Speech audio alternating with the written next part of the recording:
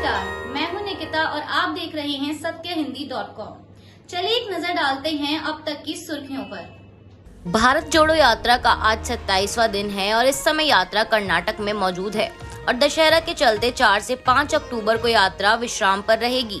इस बात की जानकारी कांग्रेस महासचिव जयराम रमेश द्वारा दी गई है। इसके साथ ही जयराम रमेश द्वारा ट्विटर पर एक अखबार की कटिंग शेयर करते हुए लिखा गया कि भारत जोड़ो यात्रा का असर देखिए, जो देश को तोड़ते हैं और समाज में जहर फैलाते हैं, वो आज अपनी पहुंच बढ़ाने के लिए गरीबी, बेरोजगारी और असमानता का मुद्दा उठा रहे हैं।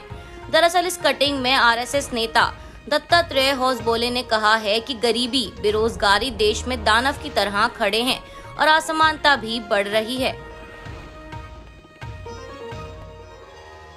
सोमवार देर रात जम्मू कश्मीर के डीजी हेमंत लोहिया की उनके निवास पर किसी ने हत्या कर दी। पुलिस को उनके घरेलू सहायक पर शक है, जो कि इस समय फरार है।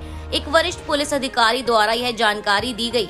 अतिरिक्त पुलिस महानिदेशक मुकेश सिंह द्वारा बताया गया है कि घटना के बाद से फरार घरेलू सहायक की तलाश शुरू कर दी गई है।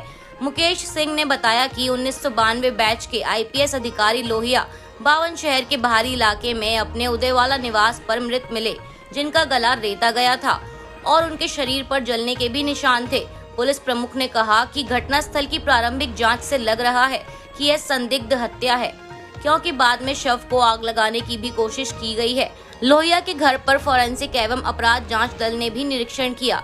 वहीं हेमंत लोहिया की मौत की खबर मिलते ही जम्मू कश्मीर अलर्ट मोड पर आ गया है। स्वदेशी एलसीएच यानी हल्के लड़ाकू हेलीकॉप्टर को सोमवार को औपचारिक रूप से अपने बेड़े में शामिल कर लिया है। बता दें कि इस हेलीकॉप्टर का नाम प्रचंड रखा गया है और यह रडार को भी चकमा देने में सक्षम है। रक्षा मंत्री राजनाथ सिंह और आईएएफ प्रमुख air chief marshal BR Chaudhary की मौजूदगी में इसे वायुसेना में शामिल किया गया। इस हल्के लड़ाकू हेलीकॉप्टर के वायुसेना में शामिल होने से एयरफोर्स की ताकत और ज्यादा बढ़ जाएगी, क्योंकि ये एक बहुउपयोगी हेलीकॉप्टर है जो कि कई तरह की मिसाइलें दागने और हथियारों का इस्तेमाल करने में सक्षम है। बता दें कि इस एलसीएच को देश में ही हिंदुस्तान एरोनॉटिक्स लिमिटेड ने विकसित किया है और इसे ऊंचाई वाले इलाकों में तैनात करने के लिए विशेष तौर पर डिजाइन किया गया है। इसके अलावा एलसीएच पर फायरिंग का भी कोई खास असर नहीं पड़ सकता और इसकी रेंज 50 किलोमीटर तक है और यह 16,400 फीट की ऊंचाई से हमला कर सकता है। अधिकारियों द्वारा बताया गया है कि एलसीएच और एडवांस लाइट हेलीकॉप्टर ध्रुव में कई समानताएं हैं। यह रात को हमला करने और इमरजेंसी की स्थिति में सुरक्षित उतरने की क्षमता रखता है। भारत जोड़ो यात्रा में शामिल होने के लिए कांग्रेस अध्यक्ष सोनिया गांधी सोमवार को कर्नाटक के मैसूर पहुंच गई हैं। कांग्रेस महासचिव जयराम रमेश ने बताया कि दशहरे के कारण 4 से 5 अक्टूबर को यात्रा का विश्राम रहेगा, जिसके चलते कांग्रेस अध्यक्ष सोनिया गांधी 6 अक्टूबर को भारत जोड़ो यात्रा में शामिल होंगी। कांग्रेस कन्याकुमारी से कश्मीर तक भारत जोड़ो यात्रा निकाल रही है। वहीं यात्रा जब नागमंगला मांड्या जिले से होकर गुजरेगी तो कांग्रेस महासचिव प्रियंका गांधी वाड्रा भी शुक्रवार को इस यात्रा में शामिल होंगी।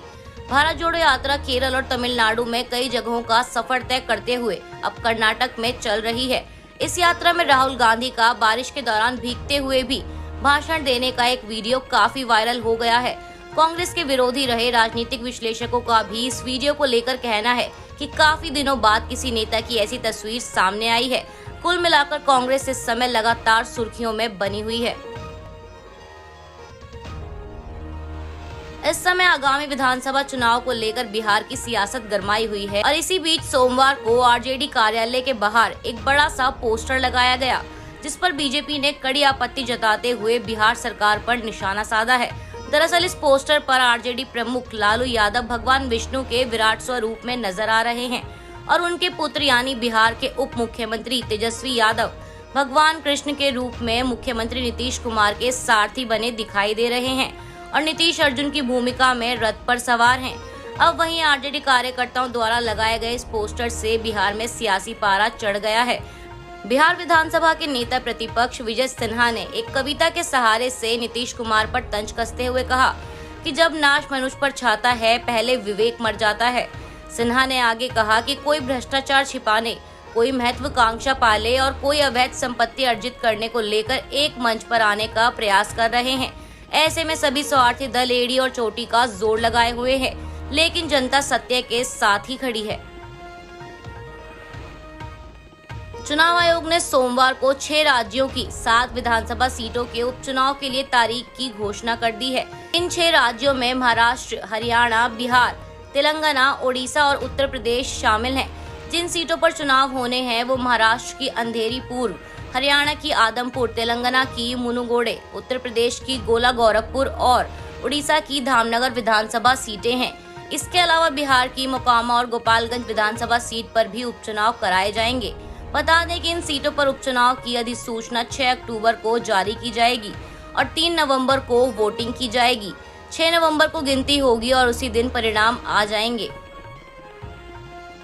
भारतीय रुपए में गिरावट लगातार जारी है। सोमवार को अमेरिकी गिरावट के साथ 81.89 के स्तर पर बंद हुआ है और दिन में रुपया कारोबार के दौरान 81.925 के स्तर पर पहुंच गया और इससे पहले पिछले हफ्ते के अंतिम कारोबारी दिन यानी कि शुक्रवार को रुपया 33 पैसे बढ़कर 81.40 के स्तर पर बंद हुआ था।